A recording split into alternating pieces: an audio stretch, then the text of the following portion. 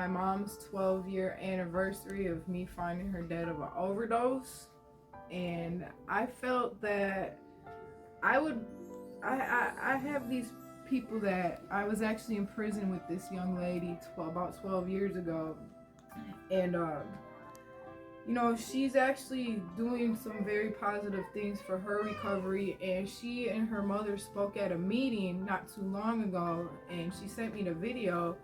And I was really, really kind of intrigued with it. And I had to get it on my channel. And they're like, "Are you sure you want to do it on your mom's death date?" And I said, "Yeah, because this means a lot to me. Your mother actually did what my aunt did by taking us in after our mom passed away. So I wanted to invite them on the channel and kind of just tell their story that they just told to another group of people, because it's just an amazing story. And I wanted them to be able to create as much awareness as possible on our platform as well. So without further ado, I have Miss Holly and Miss Jean here today, and they're going to tell you a little bit about their story and what they went through addiction. Thank you, Holly and Miss Jean. Thank you. It's true, it's raw, and in some places it's kind of ugly. But here's our story. Do you remember that day? It's the one that'll be etched in your memory for the rest of your life. The nurse walks into your hospital room with the most beautiful baby that you've ever seen, all wrapped up in a blanket and looking so comfortable. The dreams that all that can happen are lay in front of you. The wonderful highs that you'll have with the pride of being a parent. This newborn baby hasn't been touched by the scars of the world yet, or for beautiful daughters. They say when someone gets involved with heroin, one of three things is going to happen.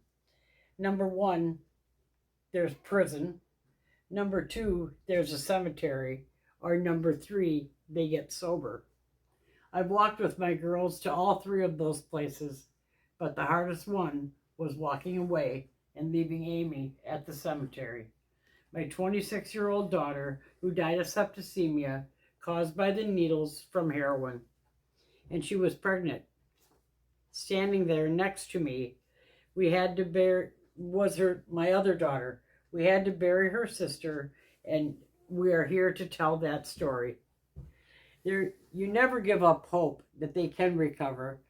After my first daughter passed away, anytime someone knocked on the door, I would jump, and I was just sure that it was a police officer there to tell me that it happened again.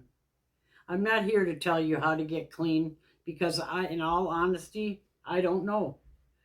I think that we can pray and we can try different things that will work. Some will actually work and some won't. But it's really up to the kids to decide when addiction stops and when recovery starts. I'm sure all of you have been through your own stories or your own crises. I remember a phone call now from my 88-year-old mother telling me that my daughters had stolen her wedding rings and pawned them. Or from countless family members telling me that they had stolen money or done one thing or another. But the worst of those things was how they actually made their money to get the drugs. They call it escorting. You and I call it the oldest profession in the world. There's not much harder thing for a mom to know than that beautiful daughter that the nurse handed to her was doing that with her body, but somehow I tried to understand. For the first few years, it was a secret. I felt like I had to keep it from the rest of the world, because what would they think of me, being the mother of a child who was doing that? At that point, it was just limited to a few family members who had been their victim, but that was not to last too long. My grandson Caleb was about 6 months old at the time. They went to Job Casino in Madison. They were in a car with him safely strapped in his car seat in the back seat, while they were doing heroin on the front seat, right under the security cameras of the casino. You can only imagine what happened from there. They both went to jail, but the effects didn't hit for about 3 days, when both of their mugshots were on the evening news. I know the people watching it saw 2 mugshots, But I saw those two precious baby pictures that they give you in the hospital. Remember them? With them all wrapped up in the hospital blanket and the world hadn't touched them? The fallout from that was one of the hardest things I've ever dealt with in my life.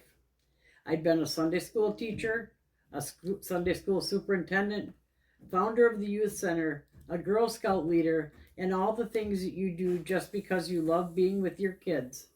And all the people in that small town where I lived who knew me very well, about half of them looked at me as if they'd never seen me before and never spoke to me again.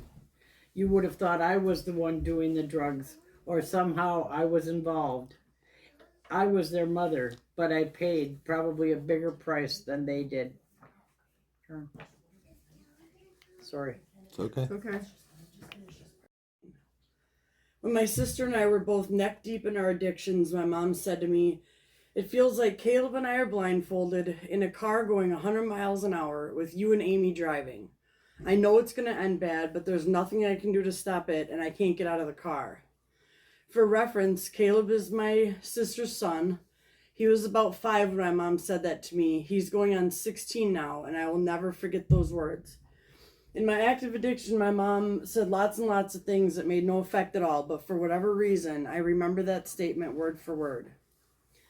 My sister and I were raised mostly by our mom, and we had a great childhood. I was in a car accident when I was 16. I was a passenger. My friend's car flipped a few times, and I was ejected. Once I got to the emergency room, I found out that I was pregnant. I've forgotten a lot of the details over the years, but I do know it ended up with me having a miscarriage and a broken pelvis and the very beginning of an addiction to pain pills. Like divine intervention at the time. I thought it was awesome to have a free supplier dropped into my lap right about the time my own prescription ended. Looking back now, I think this was my sister's first introduction to opiate addiction, and I hate to admit that I was a huge part of the welcome wagon. She got pregnant and she stopped taking the pills completely. By the time my nephew was born 9 months later, me, my boyfriend, and my sister's boyfriend were experiencing the beginning of addiction. I saw them going through the withdrawals when they didn't have pills, but I thought I was smarter than them. I thought I was somehow going to avoid the inevitable. I didn't. At 21 years old, I was introduced to heroin by the guy I was dating at the time. It was way cheaper and easier to get than the oxys, and it lasted a lot longer. At 22, I started selling heroin to support my growing addiction until I got sent to prison. I went to prison when I was 23. I did a very intense AODA program and got out after 20 months. I came home and did good for a while, but I wasn't done yet, not even close. Over the next few years, my sister and I bounced from jails to halfway houses to being on the run. It seemed like one of us was always in jail. Sometimes we were there together. I could never make it longer than 6 months before I went back. I spent 5 consecutive Christmases and my birthday in jail. It kind of... Go out to your garage and get a can of paint and set it in the middle of your kitchen floor. You can move it. You can't move it. You just have to walk around it. That paint can is their addiction, and it's there, and there's nothing you can do about it. I walked around that paint can for about a month before I realized I truly could not stop their addictions. The highs, the lows, yep, we had both. Every time one of them would start to get clean, just a little bit of hope was enough to keep me going until it wasn't. Things were not improving, and we were still on that roller coaster ride that we called life. But something was just a little bit different. Amy sat down and said to me, "Mom, I need to talk to you. I'm pregnant. Can you help me with this baby?" I said to her with a broken heart, "Honey, I'm just too old. I can help finish raising Caleb because he's already 7, but I'll be too old to raise another child." With a terrible look of disappointment on her face that I will never forget, she... What? Dad doesn't want to go in the Jeep. Okay, then you just go in the Jeep, okay? I don't want. Just go do something. I don't want to go alone with Dad. Kamaya, we're in the middle of a video right now. Just go find something to do. If you knew the next line that's coming out, I'll go back a line there. Should I? Yeah, Okay. yeah. You can, because I kept recording, I can just clip it out. Okay. Okay. Let's see. With a terrible With look a terrible look of disappointment, one that I will never forget, she picked up the phone book and started to call adoption agencies. We met with those agencies every Wednesday with tears in both of our eyes, and we were just about to make the decision on which family to choose when on Sunday morning we were all sitting in the living room and Amy said, "I just don't feel good. I need to go to the hospital."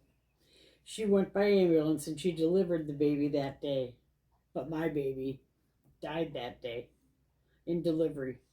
I now had the responsibility of a newborn baby that was supposed to be given up for adoption. I looked at him and I knew that that was all I had left of my daughter, but I also knew that I was 58 years old. That would make me 75 when he graduated from high school. I had to call the NICU nurses and ask them to please take care of my baby for 2 weeks while I made the decision of what to do, and I buried my daughter. There were a lot of people who donate breast milk and their grandparents who love to volunteer to come in and feed and rock the babies, so he was well taken care of. So many people, including her son Caleb, had no idea that Amy was even pregnant. I talked to many friends and a couple of family members, and I was very afraid that Holly would relapse if I didn't keep that baby. And even though I was not supported by everybody, I made the decision to keep him. Unfortunately, Holly relapsed anyway. That was such a difficult time in my life. After burying my daughter, but having those two boys to get up for day after day was the reason that I kept going on. My sister died on September 25th of 2016. I was clean when she died, but I relapsed within about a week. I went on a long relapse for about 3 years. By 2019, though, I was 31 years old. I was so tired of the lifestyle and mentally ready to quit. In March, a bed opened up for me at a detox center about 3 hours away from where we lived. With no hesitation, my mom borrowed money from a friend, packed up the boys, and drove me all the way there. I was there about 5 days and then convinced the staff I was ready to go home. I really thought I was going to be okay, but unfortunately, I relapsed within a few days of getting back home and was back in the same bullshit. I supported myself doing sex work. I was still using heroin every day, but I was also injecting cocaine. I overdosed from shooting cocaine 5 times in less than a year. The last time was at my mom's house. I was unconscious with my head in a bathtub full of water, essentially drowning. My nephew alerted my mom when he heard me fall in the bathroom and she came in and got me out of that water. I have never touched cocaine since that day. It was a real wake-up call. But even though my mind was beyond ready to quit, my body was still very physically addicted. I kept on using and escorting and overdosing on heroin until June 27th, 2019. That day I was with my best friend Corey. Him and I went to pick up some dope and went to the mall to get high. He stayed in the car. I went into the private bathroom inside the mall. I woke up hours later on the floor of the bathroom. My phone was dead. I had no idea how long I had been out. I didn't even know if the mall was still open. I ran out of the mall so fast and was incredibly relieved that Corey had waited for me over 3 hours. He was also freaked out. He knew I hadn't left, but he'd searched the whole mall. He also knew I hadn't come back out, and he thought I might be in there dead. By this time in my addiction, I was so ready for it to be over. I knew that if I could somehow get clean, I could stay clean, but those opiate withdrawals are so nasty. After I woke up on the floor of the mall bathroom, Corey and I decided to head back towards his house. We were driving through a neighborhood when all of a sudden there were 2 police cars behind us with their lights on. It all happened really fast. Corey and I both ended up in jail that night. I had a long talk with myself on the way to jail, and I knew that if I was going to get sober, now was the time to do it. I still didn't feel real good. I stayed in that jail for 6 days, sick as a dog. After 6 days, I saw the judge and I got released.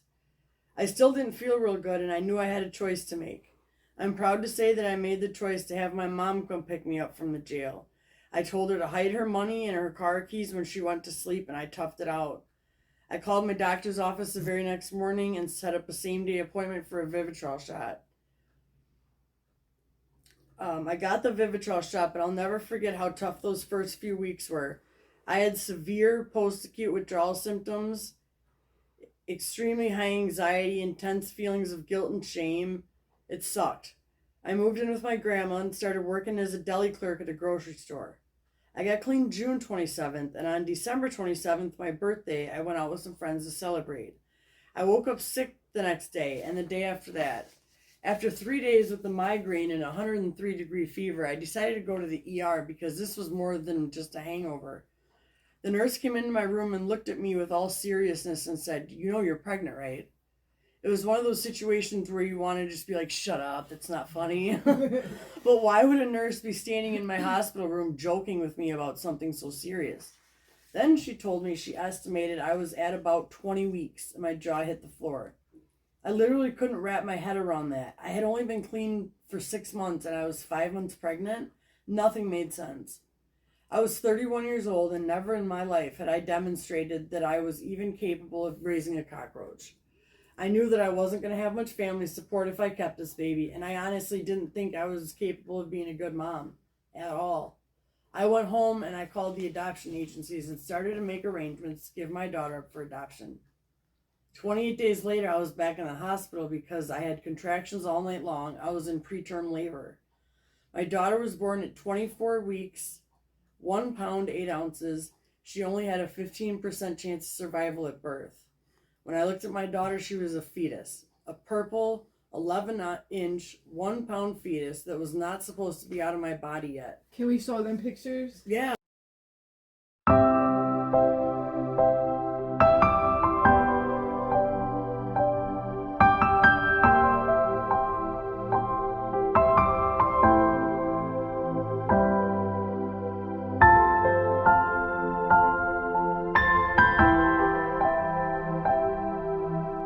All right. That was a very, very nice story. Touching actually. I have a couple questions Sure. to ask you. What would you say some of the biggest challenges you faced while caring for your grandchildren? Well, I was 55 years old, I think, when I got them, something like that. So at that point, you're slowing down anyway. One of the good things is I was retired, so I could spend time with them. The stress of the girls' addiction. I've had a heart attack, a stroke, both knees replaced, and brain tumors just removed this last year. And my doctor said, "I know you love your kids, but don't be under any illusion that stress is what caused most of the things that happen." So I would say take care of yourself over any. I spent so much of my time taking care of the girls that I didn't take care of myself. So take care of yourself. What would you say the resources or support systems were most helpful to you during these times? The funniest, probably the best resource is the addicts themselves. When you tell your story, and I'm very open about, I've known people that this could never happen in our family and I'm never going to talk about it. You miss out on a lot. When you're honest with people, almost everyone I talk to has been touched by it in one way or another, either themselves, their family, their kids, whatever. So the addicts themselves, I've learned a lot from them. I used to think that the addict was having fun. Yeah. I didn't realize that after the first few times, it's no longer fun. It's a habit that they can't break. Yeah. And then what's kinship care, but the group that we put on the presentation for is Families Like Mine, and there's a lot of resources there. Just think you're going through a divorce, and going through a divorce support group, you meet people that are in a similar situation. Same is true with this. So it's those kinds of groups that have helped a lot. Awesome. What advice would you give to other parents going through similar situations? Don't give up. As long as they're still breathing, don't give up. It's a fine line between enabling and I would never buy it for them. I wouldn't even drive them to get it. But I loved them and they knew it. They could come home, but they couldn't use in my house. You have to set boundaries. but never stop loving them. They're beating themselves up enough. You think that stealing my mom's wedding rings, how difficult it was to face her again. I don't have to keep reminding them that they did it. They knew they did it. Right. Part of their recovery was being able to admit it to the person they did it to. I never required, that wasn't something that I needed. I needed to know that they were okay, that they weren't on the streets, but that they were following, what my guidelines were. I couldn't have it around Amy's children. And that's been one of the good things is Amy's oldest son was 7 when she died, and he's 15 now. And his friends have told me he will not, you don't smoke a cigarette around him, you don't drink a beer around him. You can do it. He's not going to. And so, while it was a high price to pay, it taught a lesson that has been very good. He's on the high honor roll, doing very well, because he went through some tough stuff early. And because he has you as a... That's a funny thing because after the funeral, people would say, they're so lucky to have you. I'm lucky to have them. If I didn't have them, I would be, I don't know, I wouldn't be where I am because I know they're watching. They're watching how I'm handling it, how they have their own grief. And boys don't talk about it as much as girls do. But I have to be a role model for them. And if I leave the world nothing else, I'm going to leave it 2 fine young men. Yes. I just want to thank Miss Nani for being here today, opening up and sharing a lot of her story and the struggles that she went through. I watched your video a couple different times, and that's why I had to get you guys on here to share your story. I've never had a guest with the situation that happened.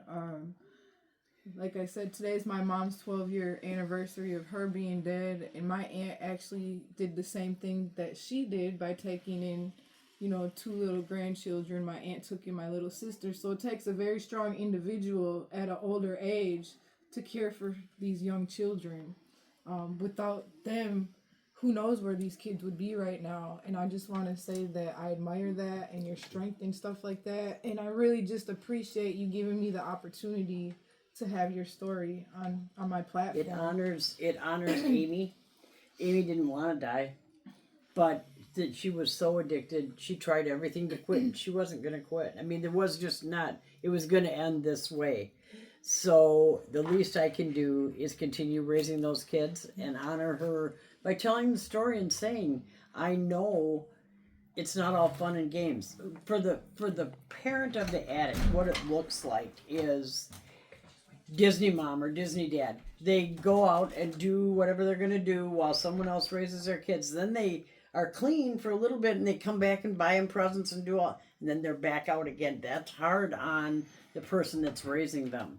So there's more to it than that. The addicts aren't just out having fun. They're not doing this to you. I always felt like the girls were doing it to me.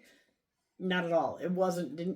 I didn't cross their mind when they were doing drugs. No. So, but you see Holly, and I have both ends of the spectrum. I buried one, then I had one recover. And that's very lucky. Yes it is. And I'm just grateful for you guys being here and being able to tell this story. Because there's a lot of other people that's going through this situation, and them not knowing what to do, and maybe them hearing your story can give them a little bit of guidance and okay, I need to protect myself, but I still love them at the same time. But you do have to protect yourself. I just said that in my speech the other day.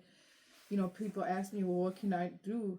You gotta set your boundaries. You do. Like you said, hide those keys, put your bank cards up, and still love them, but you got to protect yourselves.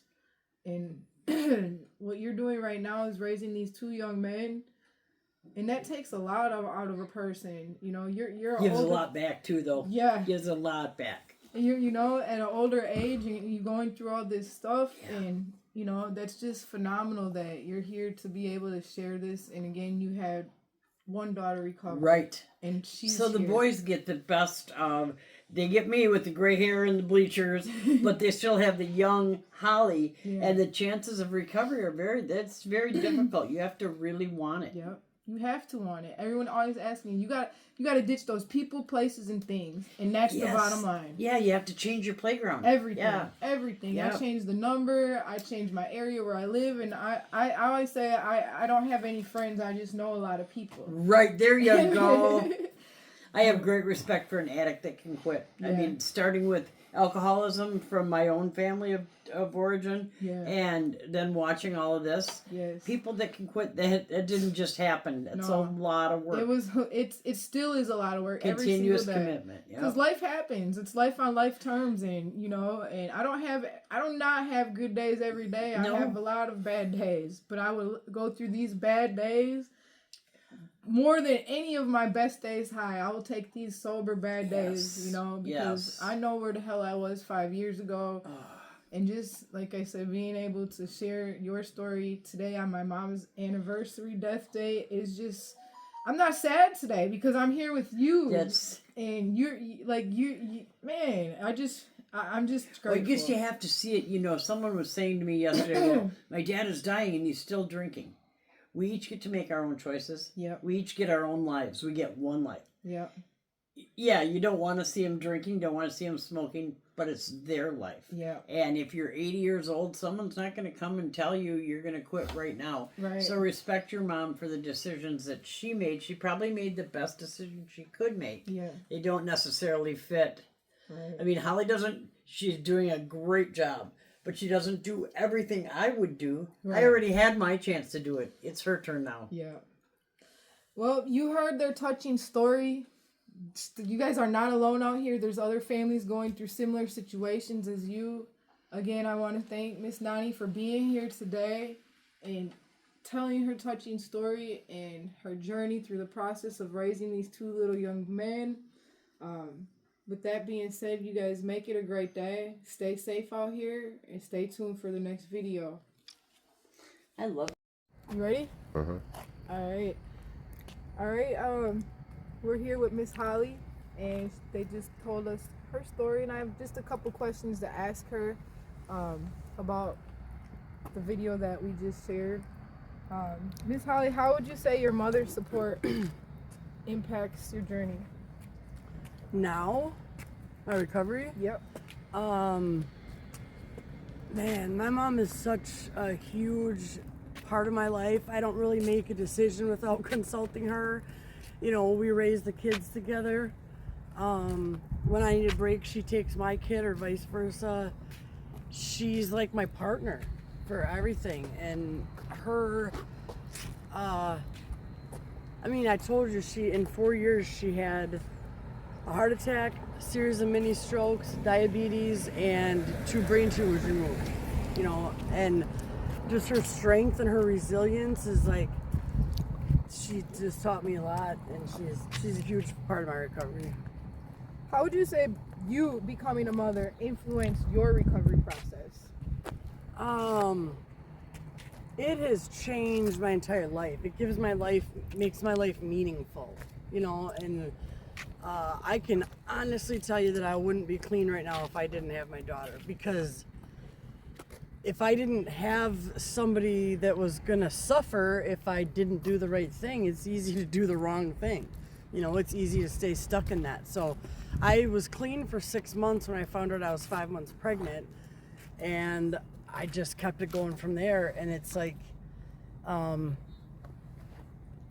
it's my job. If I fail every other thing I try in my life, I have to succeed as a mother, and I just absolutely refuse to let my daughter know addiction, in that way. Right. How do you maintain your sobriety and well-being today? Well, recently my mom and I have been doing this public speaking, which has been really actually more helpful than I thought it would be, more rewarding. But I got my peer support certificate this year, and that was, good motivation to keep going. But now that I'm in school for social work, it just all bundles up together and gives me more reasons to keep going and stay clean. Yeah. What would you say your hopes and goals are for the future now? To graduate with at least with my bachelor's in social work. To spend as much time as I can with my mom and with my grandma's 88, and with my grandma, my family in general. Just try to not make up for lost time, but just really make meaningful memories, in the next few years, and make sure that my daughter, I work hard to make sure she has a good childhood and memories and things like that. My last question. Again, I want to thank you for coming on today. For sure. But my last question is, if you have any advice for somebody out here going through a similar situation, what would that be? For somebody who's still struggling with substances, you gotta make a plan. You gotta make, and it doesn't need to be a long-term plan, but you gotta have a plan to get your foot in the door. You gotta have a plan to get this process started. For me, it started with jail, and then Vivitrol, and it's probably not going to be your plan, but you gotta start. That's like the biggest thing, and it sucks. But my therapist put it to me like this, and now me being clean 5.5 years, it's like it makes perfect sense. But I know that when I was using it, didn't. He said, if you woke up sick every single day, you had a cold, flu, everything's terrible, and you knew that if you could just tough it out for 7 days, you would no longer feel like that every day. What would you do? And it's like, I would tough it out for 7 days. You know what I mean? Obviously. But when you're using, that 7 days is like the most difficult period of time you could ever imagine walking into it, but you just gotta walk into it, And I think for me, like, I've had a lot of people pass away since I've been sober. Therapy. That's like, I don't care if you're using, if you're sober, if you're teetering, get in therapy. Like, nothing bad's gonna come from that. Yeah, we all need somebody to talk to. For sure. Somebody said that to me too, and I was like, I don't have mental health issues, but I do have mental health issues, and it's a real life thing, and you do always need somebody to talk to. And as long as you have that support team on your back, Yep.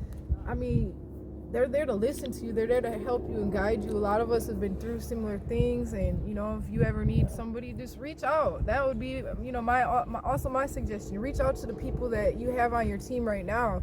They would rather you call them at 2 a.m. than hear about your overdose on Facebook the next day. Yep.